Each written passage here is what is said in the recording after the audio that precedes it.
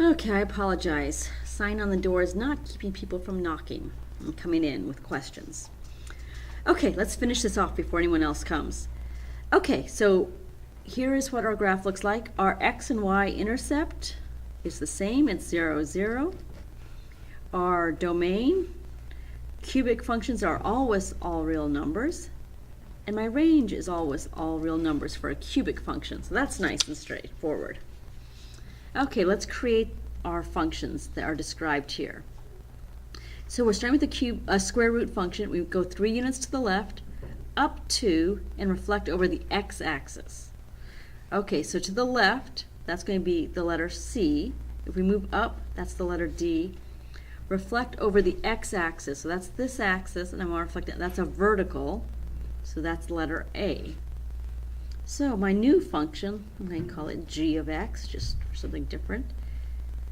I have a reflection, and we said that was an a, so I make that negative, square root. I have a c value. I want to go to the left 3, so it's going to be x.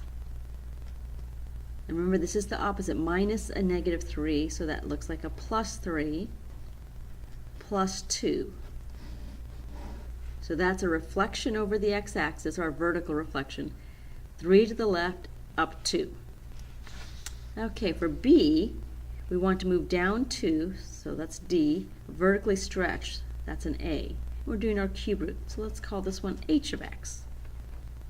So in A, I need to put a vertical stretch. I leave the value just what it's written, so 5 cubed root of x. I don't have a B or a C. Minus 2 to show it moving down 2. Okay, we start with the square root. We reflect over the y-axis. That's a horizontal reflection, so that's the letter B. Horizontally stretch, that's also B. And move right, so that's C. Ooh.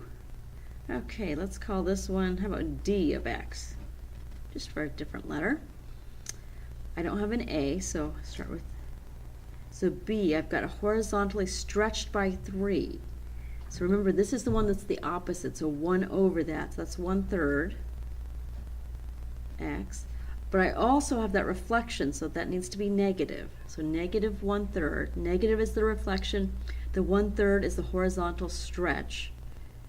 And I want to move to the right by 7, so minus 7.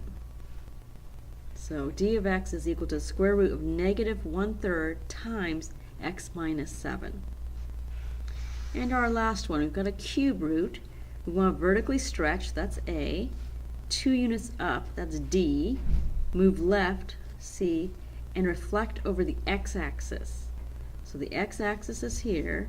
That would be a vertical reflection. Okay, so let's call this one, how about k of x? So my A, I've got reflection, so that's a negative. Stretched by 3, so negative 3. Cube root. I don't have any b's, so I can just go straight to my x. I don't have, oh, I do have a c, so I went 4 to the left, so minus a negative 4 would show up as a plus 4. And I moved 2 units up, so plus 2. And there you go. So the key thing on all of these is remember these equations from the front, our transformation equation. B has to be factored out before you can see what C is. So if you move right or left.